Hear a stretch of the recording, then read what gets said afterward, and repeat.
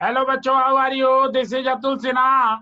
As we have discussed, we will do all the history, polity, economics, and current affair along with the science up to the UPSC civil services level. हमने आपसे commit किया है कि सभी GS का paper, सभी subject का हम लोग डिस्कस करेंगे. This platform that is on YouTube on behalf of that is Unacademy. This is Atul Sinha, MSc LLB B.Ed. मेरा 20 ईयर का एक्सपीरियंस है और हमने अभी जस्ट 3 लेक्चर हिस्ट्री में डाला है. This is going to be the 4th one. We have started with 1757 up to 1857. This period we are discussing. Now come to the factual point. इसके पहले बच्चों हमने कंसेप्ट बनाया कि मुट्ठी भर अंग्रेज कैसे इंडिया में आके, जबकि 6 महीने लगते थे. It takes 6 months to travel by the sea route from Britain to India. ठीक है ना. ब्रिटेन से इंडिया में आने में 6 महीने लगते थे. मुट्ठी भर अंग्रेज आके कैसे पूरे इतने बड़े महाद्वीप और पूरे इंडियन कंटिनेंट पे, सब कंटिनेंट पे, इंडियन सब कंटिनेंट पे कैसे राज कर गए. It is very mystery and it is very pitiful situation for us also कि हाँ, हमने अपना इंडिया एज ए होल एक नेशन है ये भूल गए थे. तो इसके बारे में हमने आपको फर्स्ट लेक्चर में बहुत डिटेल में समझाया था कि क्या क्या ब्रिटिशर्स के पास एज था और क्या हमारी कमियां थी. अब उसके बाद आपको एक्सपेंशन के पे हमने शुरू किया है. एक्सपेंशन में आ जाए British expansion and administration and the Karnataka वार.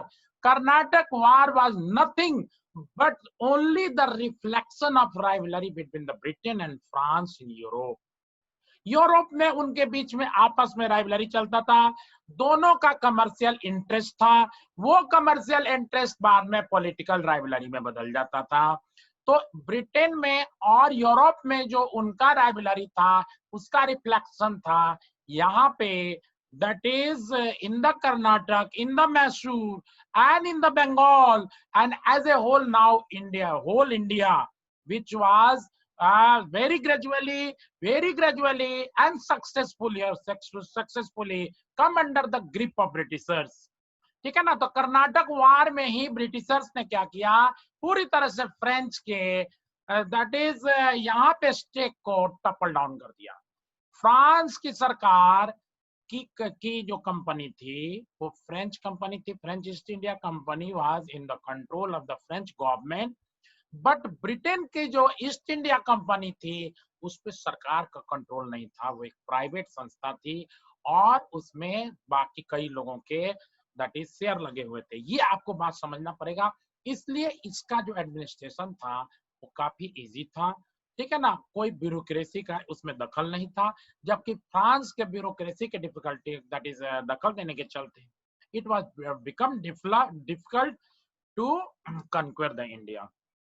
जबकि आपको पता है कि उसका डुप्ले इतना साहसी और इतना ज्यादा सक्सेसफुल मतलब लीडर था कि अगर उनके हाथ में रही होती बात तो फिर कहानी कुछ और होती.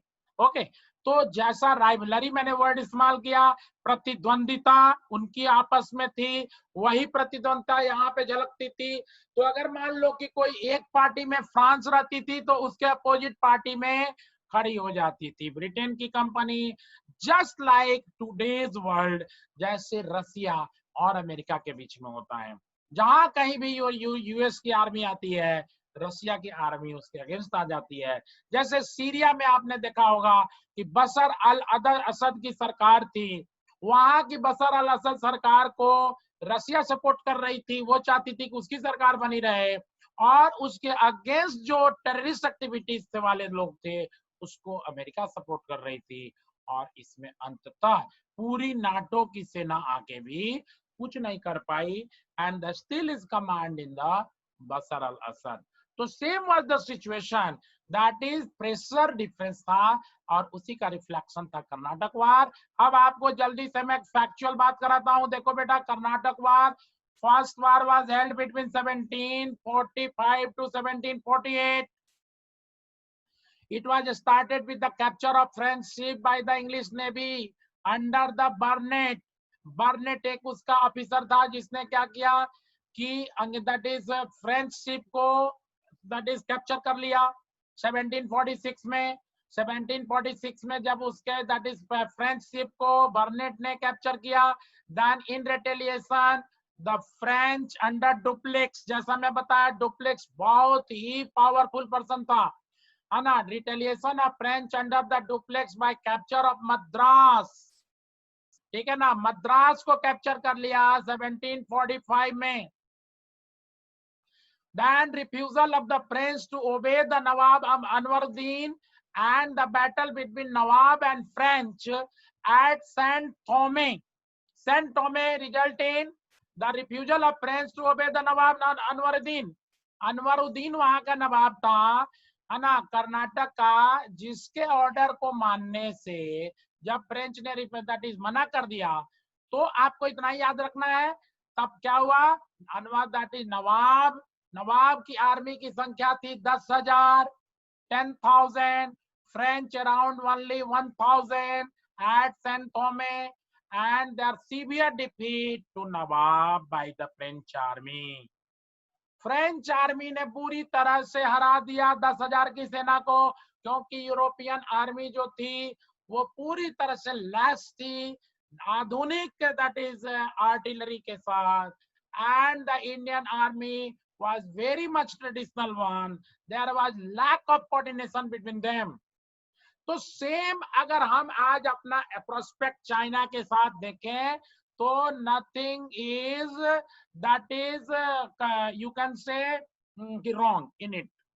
ये रशिया दैट इज चीन, चाइना की आर्मी बेशक वर्ल्ड की सबसे ज्यादा बड़ी आर्मी है, हमारे पास छोटी आर्मी है, but now Rafale has come, Rafale is now become the reality. Rafale came into being in India, tomorrow it is going to be land in India. तो इसलिए हमारी army, and it happens all the time कि पाकिस्तान ने सोचा कुछ और है और हमने पूरी तरह से पीटा है, और प्रधानमंत्री ने मन की बात में यही बात कही भी है, स्टर्न वार्निंग दिया है चाइना को। तो सेम कंडीशन यही आज के डेट में भी बन रहा है। जो कम जानकार लोग हैं वो चाइना से डर रहे हैं, हम तो हमेशा यही कहते हैं कि we will always in the upper hand, हमारे पास रहेगा। यही कहानी हुई थी कर्नाटक के फर्स्ट बार में, सीवियर डिफीट दैट इज नवाब को हुआ, और उसी नवाबी में अभी पाकिस्तान के लोग हैं, और चाइना के आर्मी कभी कहीं युद्ध नहीं लड़ी है ना, ऑलवेज वो कई सालों से खाली वो गुरिल्ला वार करती है, छिप छिप के इधर उधर, सामने में लड़ाई में कभी इंडियन आर्मी की तरह तपी तपाई सेना है। तो डोंट वरी। सेकेंड आ जाओ, next point, and of the war, Austrian succession in Europe. Austria में उत्तराधिकार के लिए युद्ध चल रहा था, तो जब वहां उत्तराधिकार का युद्ध खत्म हुआ, जो रशिया और फ्रांस और चाइना के, फ्रांस और ब्रिटेन के ही बीच में था, तो result in the end of Anglo French hostilities in India too. Bharat में भी हॉस्टिलिटी मतलब उनकी प्रतिद्वंदता, जब ऑस्ट्रिया में उत्तराधिकार का जो लड़ाई था वो सेटल डाउन हो गया, तो यहाँ पे भी खत्म हो गया 1748 में, ठीक है ना। Restoration of Madras to the English by the French, और जब डील हुआ, ट्रीटी हुई, उसमें क्या हुआ कि फ्रांस ने फिर से जो जीती हुई मद्रास की जमीन थी, मद्रास का जो उनका कंट्रोल था, वो ब्रिटेन को वापस कर दिया। ये तो पता ही है कि जब कभी युद्ध होता है तो फिर जब शांति समझौता होता है तो जीती हुई ऑलमोस्ट जमीन दे दी जाती है, एक्सेप्ट इंडिया। इंडिया में जब भी युद्ध हुआ है, चाइना के बाद साथ हुआ हो, या तुमको पाकिस्तान से 1971-65 में हुआ हो, या 48 में हुआ हो, हर बार हमने अपनी जीती हुई जमीन खो दी है। शिमला एग्रीमेंट में हम कुछ नहीं कर पाए, ताशकंद एग्रीमेंट में हम कुछ नहीं कर पाए, और जो लोगों को इनकी कोई जानकारी नहीं है वो मोदी को आज बिना मतलब का कोसते हैं। But the thing is now going to turn in different way. आज का भारत बिल्कुल अलग है बच्चों, इसलिए आज के परिप्रेक्ष्य में आप सब कुछ देखिए, उस समय के वर्ल्ड के परिप्रेक्ष्य में कर्नाटक वार को देखिए। फर्स्ट वार के बारे में हमने इतना जितना बता दिया, इससे ज्यादा एनडीए में कुछ भी नहीं आना है, सीडीएस में कुछ भी नहीं आना है, आप इसके आगे बढ़िए। सेकेंड वर्ल्ड वार, फिर फ्रेंच, अब देखो जहां दो पार्टियां थी ना, तो मैं चार नाम से आपको समझाने का कोशिश कर रहा हूं, उसको आप समझो कि फ्रेंच सपोर्ट द मुजफ्फर जंग इन हैदराबाद, हैदराबाद में मुजफ्फर जंग को सपोर्ट किया फ्रांस ने, और चंदा साहिब को किया कर्नाटक में, ठीक है ना। यहाँ का युद्ध था, गृह युद्ध था, आपस में भतीजा चाचा भतीजा में लड़ाई चल रही थी, और यहाँ पे तुमको चाचा और उसके मतलब पोते में लड़ाई चल रही थी, ठीक है ना।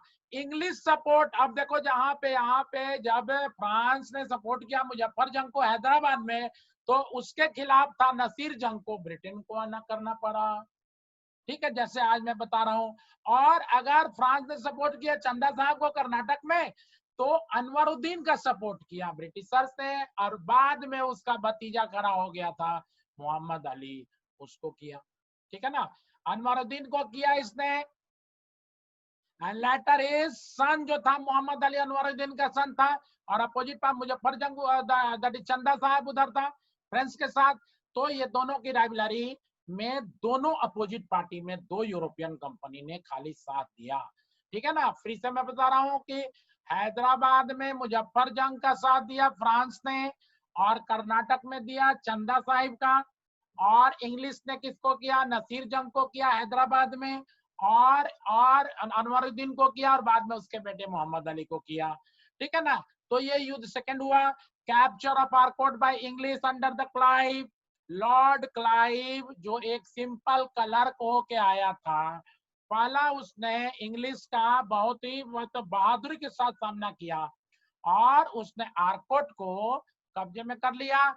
उसके बाद सक्सेसिव डिफीट हुआ है ना फ्रेंच का बाय द ब्रिटिश आर्मी, ठीक है ना। बहुत साहसी ढंग से उसने लड़ाई की, and successive defeat to the French by English, अंग्रेजों को बुरी तरह से हराया, है ना, फ्रेंच को बुरी तरह से अंग्रेजों ने हराया। And then capture and execution of Chanda Sahib, and then kill by the general of Tanjore an ally of the British in 1752।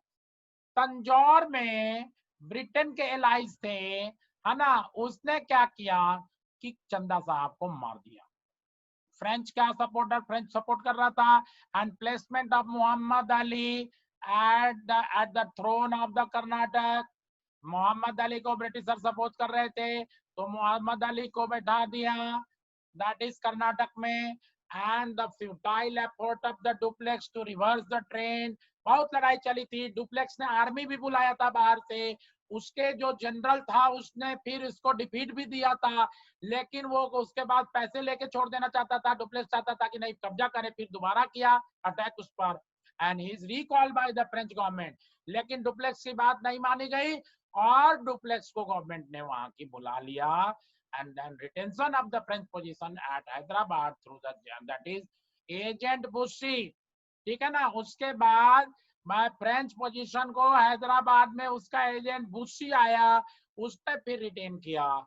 This is the end of the second world that is Karnataka war. Second war खत्म, इतना करके जाइए आप। इसके बाद आ जाइए third वार। Second वार का हमने बता दिया था 1749 से 1754, 1749 से 1754 चला था। फर्स्ट वार चला था 1745 से 1748, गॉट इट।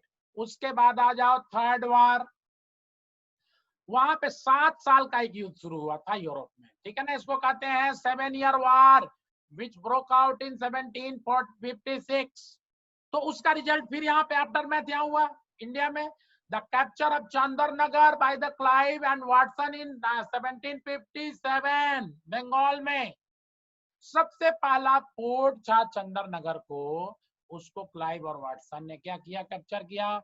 तब उसके अगेंस्ट फिर पीछे पीछे अभी तो ब्रिटिशर्स की कोई यहाँ पे हेगेमोनी या कोई भी सुपरमेसी अभी डिसाइड नहीं हुई थी।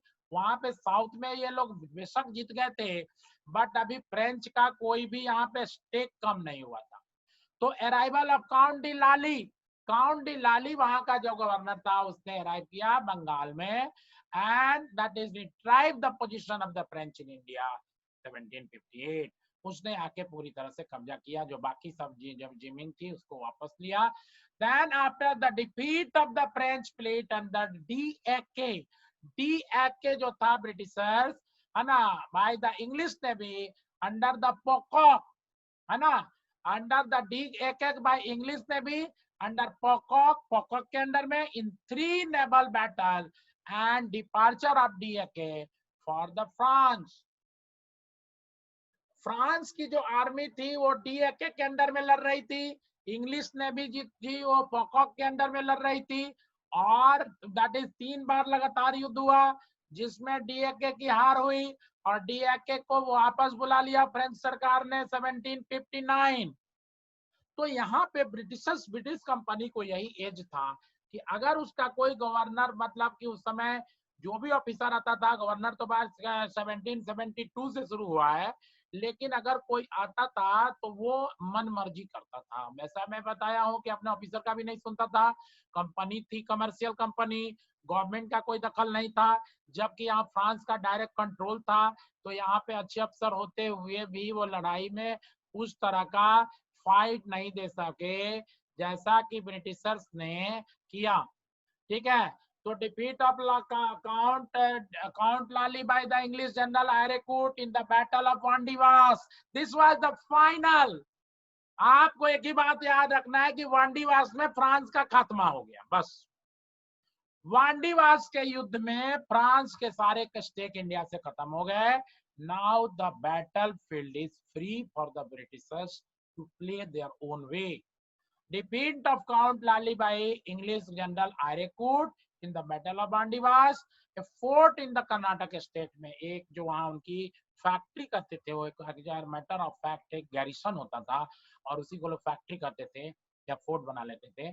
तो 22 जनवरी 1760, 22nd of Jan 1760, the Battle of Bandivas was fought between the English General Arecoot and the Count de Lally of France. France defeated badly, and this is the final settlement of France claim in India. Okay, replacement of French by the English as the Nizam protector.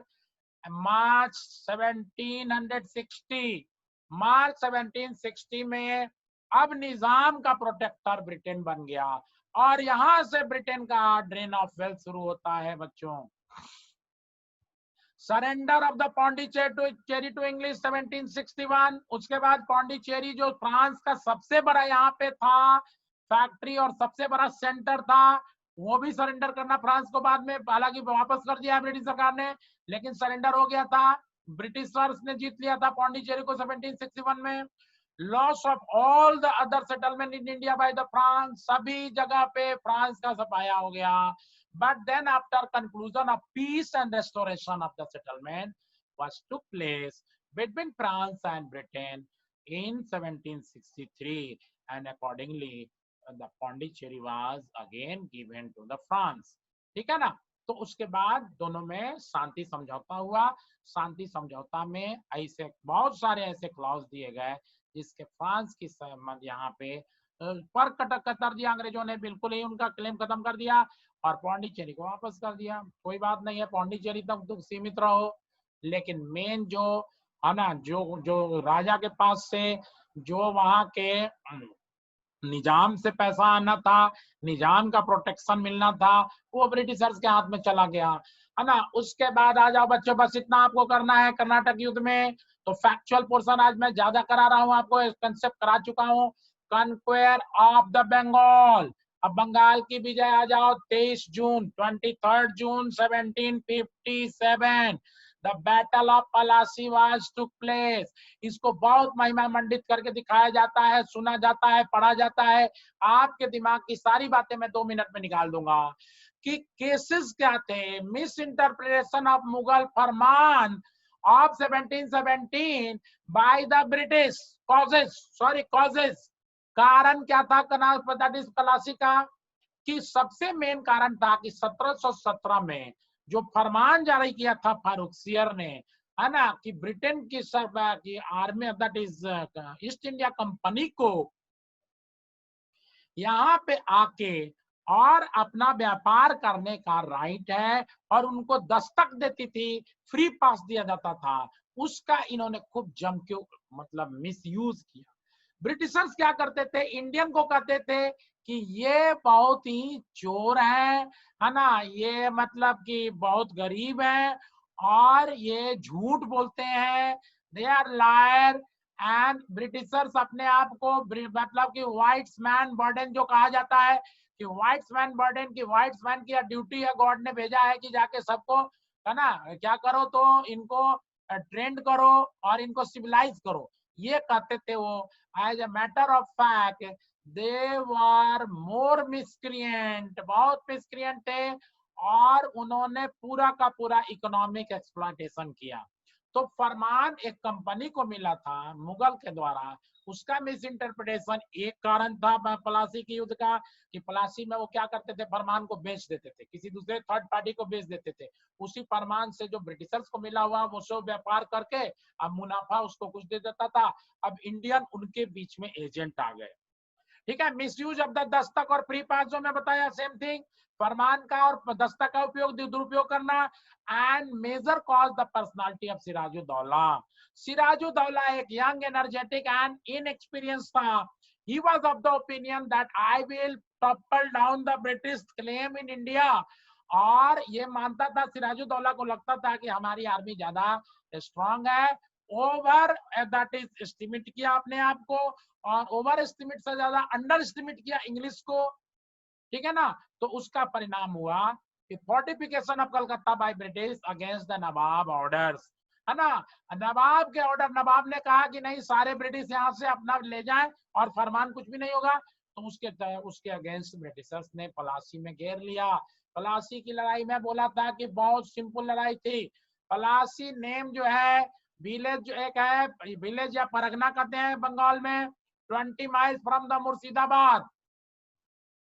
Murshidabad से 20 मील की दूरी पे पलासी एक village या परगना था। Battle fought between the British force and the Sirajuddaulah. Sirajuddaulah और British force के बीच में लड़ा गया है ये युद्ध। अब आ जाओ, लॉर्ड क्लाइव इसको लीड कर रहा था।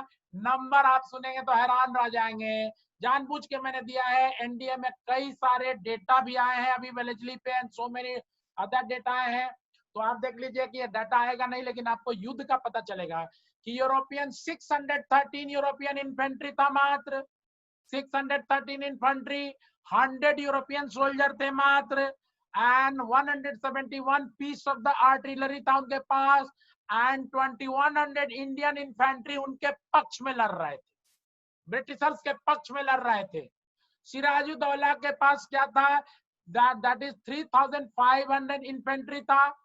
ठीक है, वहां 613 था, यहाँ 3500 इन्फेंट्री था।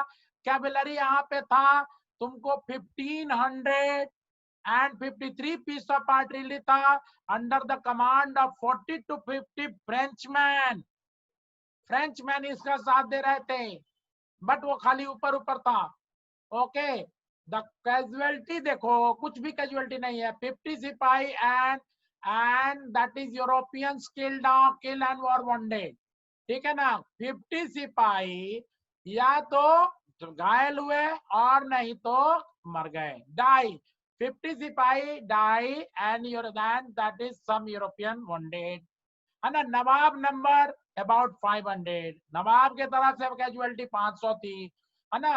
अब देखो इसमें क्या हुआ, ट्रेकरी, या ट्रेकरी का सबसे अच्छा उदाहरण है, आपको पता ही है, सब लोग जानते हैं कि मीर जाफर, आज के डेट में भी मीर जाफर का नाम लिया जाता है, एक मतलब ट्रेकर के रूप में, दो जो धोखा दे, धोखेबाज के रूप में, as a matter of fact दो हिंदू लीडर थे जो सिराज की तरफ से लड़ रहे थे। Only two generals were there, Mir Madan and Mohan Lal. Mir Madan and Mohan Lal fought. Other three name थे मीर जाफर, यार लुत्फ खान एंड राय दुर्लभ। They secretly, in a league with the company agent, stood aside as mere spectator. ये सब खाली तमाशा देखते रह गए। नवाब को लग रहा था कि हमारे पक्ष में लड़ रहे हैं, लेकिन तीन लोग थे, मीर जाफर कमांडर था उसका, है ना, यार लुत्फ खान और राय दुर्लभ, ये तीनों धोखा दे गए, तीनों धोखा दे गए। रिजल्ट क्या हुआ? That is result and significance pave the way for the British mastery of Bengal and the latter whole of India. कहा जाता है कि इंडिया को जीतने की कुंजी ब्रिटिशर्स को कहा मिला? तो बंगाल में मिला। फर्टाइल लैंड था, वहां से ये रेवेन्यू कलेक्शन, एग्रीकल्चरल रेवेन्यू खूब कलेक्शन किए, and they utilise that money in conquering whole India. Okay, they did not bring any money from the Britain. और उसके जो ऑफिसर थे, घूसखोर अफसर थे, वो पैसा खा खा के यहाँ से लेके गए, धोखा करके गए। तो this is all about the Plassey, है ना, इससे ज्यादा आपको कुछ नहीं करना है। Battle of Buxar. नेक्स्ट कहा जाता है कि the battle of Plassey was confirm in Buxar. Buxar जो बिहार का एक डिस्ट्रिक्ट है जहां गंगा सबसे पहली बार प्रवेश करती है बिहार में, वहां पे निर्णायक लड़ाई हुई 1764, दैट इज 22 ऑफ अक्टूबर। इसका कॉजेस क्या था? पहले ये देखो, इसका कारण क्या था? conflict for the sovereign power between the English and the Mir Qasim and the Nawab Bengal।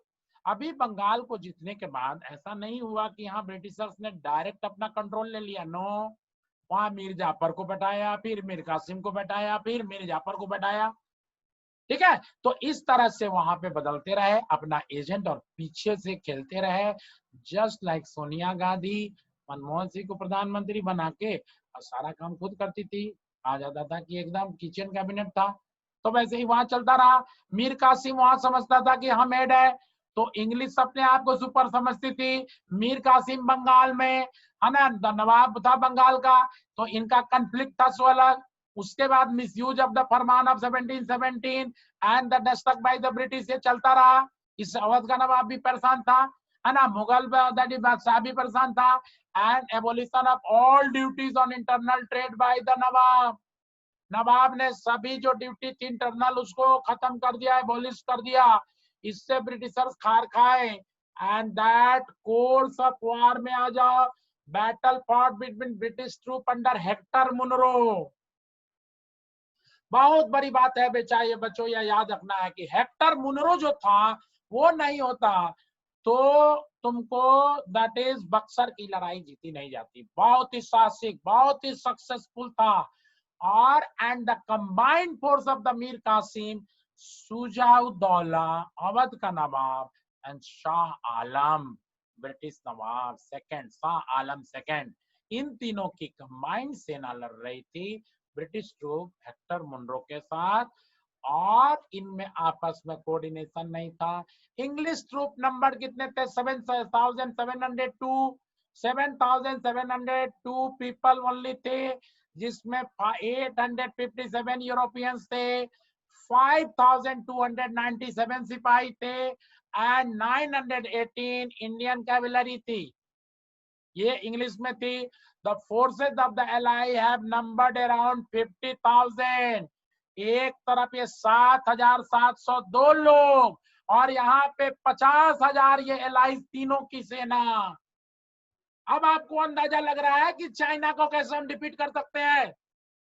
Do you think about it? Number doesn't matter, quality matter most. आज मेरे को इंडिया के बच्चे कहते हैं कि आप एक प्रैक्टिस कराओ, प्रैक्टिस कराओ। मैं कहता हूँ प्रैक्टिस क्या कराओ, हमने जो क्वालिटी दे दिया है जाके देखो, इसी में से 40 क्वेश्चन तुम्हारे साइंस के पक्के हैं। In the same way this history portion is also very much in command of your pocket. आपके पॉकेट में होगा। अगर ये सब बातें आप अगर टिपिकल समझ जाएंगे, आपको बिल्कुल क्रिस्टल क्लियर आईना की तरह झलकेगा कि how to read the history.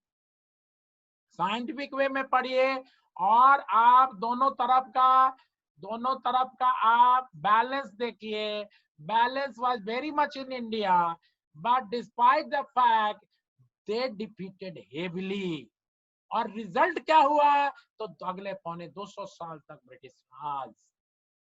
तो नंबर कुछ नहीं करता बच्चों, नंबर कुछ नहीं करता, नंबर से कुछ नहीं होता है। Practice in the right direction, quality को पकड़ो। लॉसेस देखो, British killed that is 847 kill and wounded, मात्र 847 लोगों की मृत्यु हुई या घायल हुए। एलाइज में 2000 dead, many more wounded. Mir Qasim dependent upon his European mercenaries, the brigades of the Markar and Sumroo who let him down। ठीक है ना, मार्कर एंड सुमरो दो फ्रेंच लड़ रहे थे एलाइज के तरफ से भी। As a matter of fact Hector Munro के सामने उन्होंने लड़ाई ही नहीं किया, चुपचाप बैठ के तमाशा देखते रहे। जो लोग सोचता है ना कि नहीं हमारे पक्ष में लड़ेगा, ऐसा कुछ नहीं था। वहां यूरोपियन फोर्स काम कर रहा था। मार्कर सुमरो जो एलाइज के पक्ष में थे, है ना, ये कुछ नहीं किए और अंग्रेजों का सिर्फ जीतता हुआ देखते रह गए और इंग्लिश बाजी मार ले गए हेक्टर मुंडो के, दैट इज अंडर में। रिजल्ट क्या हुआ? Made the British the de facto ruler of the Bengal. अभी भी डिफैक्टो रूलर, डी ज्योर नहीं, de facto ruler of Bengal, Bihar and Orissa. Dual government आ गई, है ना। द्वैध शासन बंगाल, बिहार और उड़ीसा में शुरू हुई है बक्सर की लड़ाई के बाद। Made the Nawab of the word dependent upon the company. अब कंपनी का वो डिपेंडेंट बन गया, उस पर आश्रित बन गया। मुगल एम्पेयर द पेंशनर, उसको पेंशन देके बैठा दिया।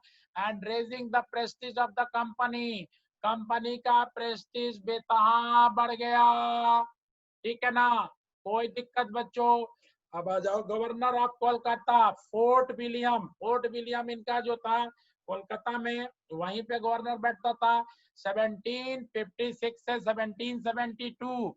ठीक है, इस बीच का काल हम लोग देख लेते हैं थोड़ा फटाफट। सबसे पहले आया ड्रेक। ड्रेक आया, गवर्नर बंगाल का बन के आया कोलकाता का। 1756 से 1758 तक रहा है Drake. Capture of Kolkata by Siraj. ठीक है ना, ब्लैक होल एपिसोड, है ना, सिराज ने फिर से वापस इसको दैट इज जो कलकत्ता का था उसको कैप्चर किया इसके अंडर में, है ना। ब्लैक होल एपिसोड हुआ, मतलब फिर वापस हम फैक्चुअल पे आ गए कि कलकत्ता को कैप्चर किया था सिराज ने इसके अंडर में 56 में, प्लासी के पहले की बात है।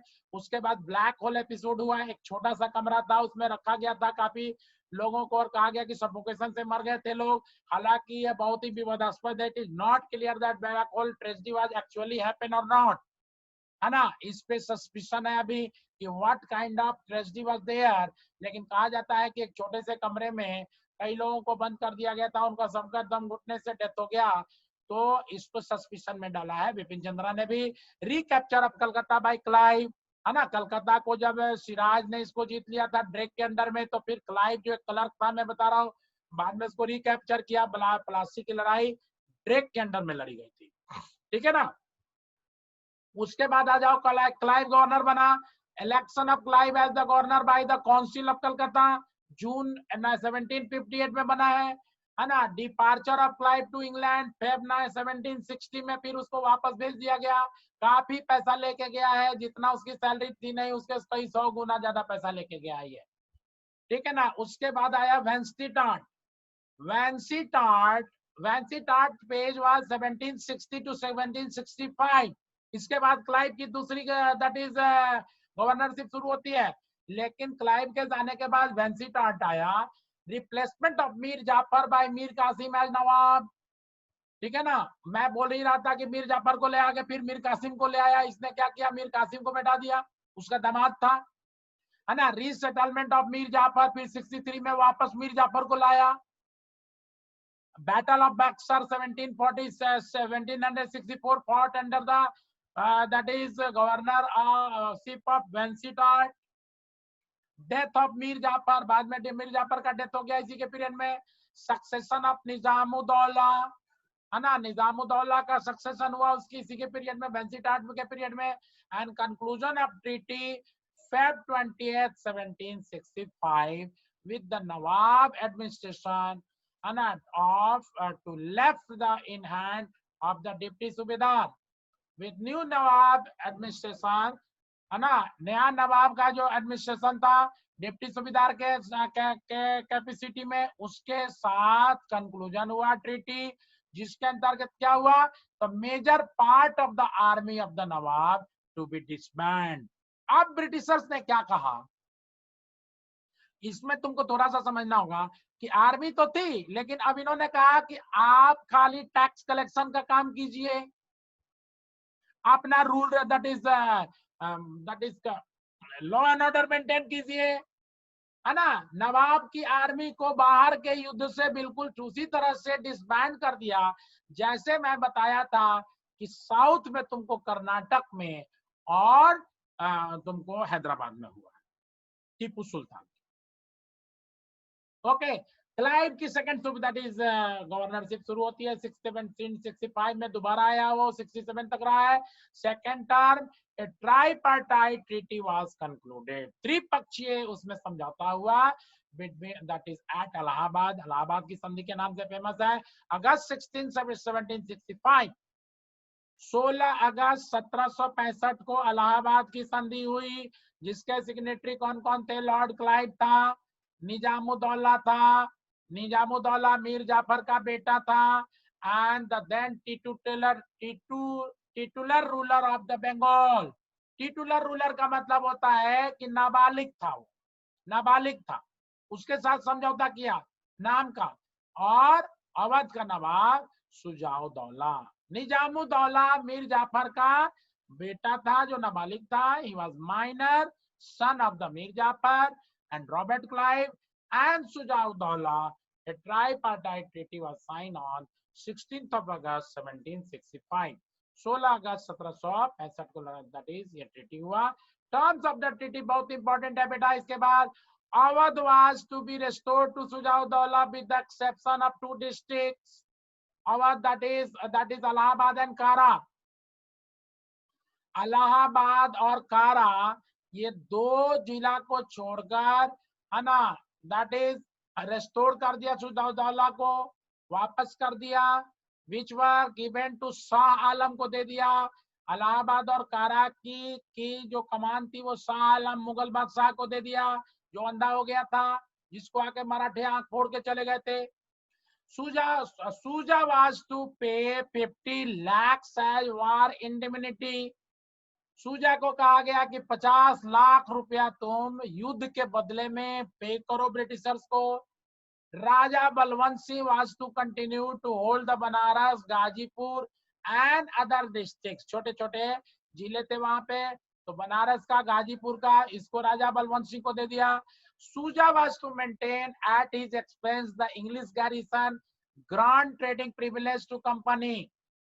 ठीक है ना। अब वो सूजा को कहा गया कि तुम एक बहुत बड़ी इंग्लिश आर्मी रखो अपने साथ और ब्रिटिशर्स को, ठीक है ना, व्यापार करने की छूट दो, है ना। 4 days बिफोर द ट्रीटी, 4 दिन पहले क्या हुआ है, Shah Alam had conferred upon the company the Diwani right of the Bengal, Bihar and Orissa. ठीक है ना। 4 दिन पहले, 4 दिन इस ट्रीटी होने के पहले ही शाह आलम ने बंगाल, बिहार और उड़ीसा की दीवानी दे दी थी ब्रिटिशर्स को। इसका मतलब क्या निकलता है अर्थ बेटा, ये आप समझिए कि जो 16 अगस्त 1765 की ट्रीटी थी वो मात्र एक दिखावा थी। It was only a formality, as a matter of fact Shah Alam has given the whole command to Britishers in lieu of some pension. उसके बदले शाह आलम को क्या मिला, he received in turn the revenue of Bengal, an annual grant of 26 lakhs, but revert his royal jagir to the company. इसके बदले में उसको बंगाल के रेवेन्यू के रूप में, एनुअल ग्रांट के रूप में 626 लाख मिला। ठीक है ना। और उस जागीर जो थी, रॉयल जागीर, वो कंपनी को दे दो भैया, बात खत्म करो। तो ये दैट इज संधि जो हुई थी, ट्रीटी जो हुई थी, ये तीनों के बीच में इलाहाबाद की संधि, उसके 4 दिन पहले ही अंदर से ट्रीटी हो चुकी थी, जिसने ब्रिटिशर्स ने ज्यादातर प्रिविलेज ले लिया था शाह आलम से। Okay, this was only the show off. Then I have that is Verelst. Verelst के काल में कोई खास इंपॉर्टेंट पॉइंट नहीं है, बस मेंशन करने के लिए दे दिया, इसमें कुछ नहीं करना आपको। 1767 से 1769 रहा है। No major event took place in his period. Then आया कार्टियर 1769 से 1772, इसके काल में भी कोई खास ऐसा महत्व नहीं है ना। देन आ गया वारेन हेस्टिंग्स। वारेन हेस्टिंग्स तो बहुत ही ज्यादा विवादास्पद था आदमी। he was so much that is क्रूर था वो। he was very cruel, very brutally, he killed so many Indians and he was full of that is misbehave, है ना। he has no moral, कुछ भी नहीं था मोरल उसके बारे में। ब्रिटिशर्स ने भी बहुत बहुत बुरा लिखा है कि वो ह्यूमैनिटी को जानता ही नहीं था। Abolish the dual government. Dual government जो चल रही थी तीनों जगह खत्म कर दिया। Pension of the nawab, nawab को पूरी तरह से पेंशन पे बैठा दिया। Took over the direct charge of administration of Bengal. जो डिवल गवर्नमेंट थी वहां से खट खट के अब सीधी बार अब ब्रिटिशर्स की सरकार बनती है 1772 में वारेन हेस्टिंग्स के अंडर, जबकि उसको पहला गवर्नर ऑफ द बंगाल माना जाता है। उसके पहले जो थी फोर्ट विलियम की गवर्नर थी, अब हो गया बंगाल का governor. concluded the treaty of Banaras 1773 with the Nawab of Awadh. Awadh के नवाब के साथ 1773 में इसका ट्रीटी होता है।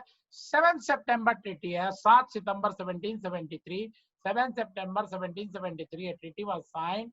This treaty what tells us, see, the Kara and the Allahabad would be sold to the that is Nawab Wazir। कारा और इलाहाबाद को कहाँ दे दिया गया? नवाब के वजीर को दे दिया गया, ठीक है ना। Because emperor had transferred his allegiance to the Maratha. अब जो ब्रिटिशर्स के प्रति जो एम्पेयर का था पहले सहानुभूति, अब वो मराठा से अंदर अंदर ही समझौता कर लिया, तो उसको जो इलाहाबाद और कारा दिया गया था उसको ब्रिटिशर्स ने वापस ले लिया कि भैया तुम्हारे से जो राइट पोजीशन में नहीं हो, not in playing with that is good way with us. Nawab was required to pay 50 lakhs to the company। 50 lakh company को देने का फरमान किया नवाब को। नवाब would defray the expenses of the troop maintained by the company for his help, है ना। अब कहा गया कि भैया तुमको हमने हेल्प किया है तो उसके बदले में, है ना, तुम हमको पैसा दो। Assistance of ₹2.1 lakh per month for a brigade when ever needed, ठीक है ना। सारे ट्रूप को मेंटेन करो और 2.1 लाख रुपया प्रति मंथ, ठीक है ना। जब भी जरूरी होगा तो आप ब्रिटिशर्स को देते रहोगे। दिस इज ऑल अबाउट अब हम लोग अगले एक्सपेंशन का जो पार्ट करेंगे उसमें हम फिर वारेन हेस्टिंग्स का और उसके सारे विवादास्पद मुद्दे का मूल्यांकन करेंगे। तो बच्चों this is the factual portion, हमने आपको समझाने का कोशिश किया। Go through the previous year questions, whatever exam you are taking, UPSC, civil services, state public service commission और that is NDA, CDS, CAPF, पेपकैट, एक्सवाई ग्रुप, सब में आपको एक इम्पोर्टेंट है हिस्ट्री का portion. Very soon I will bring the next lecture that is of the British expansion, and till time goodbye।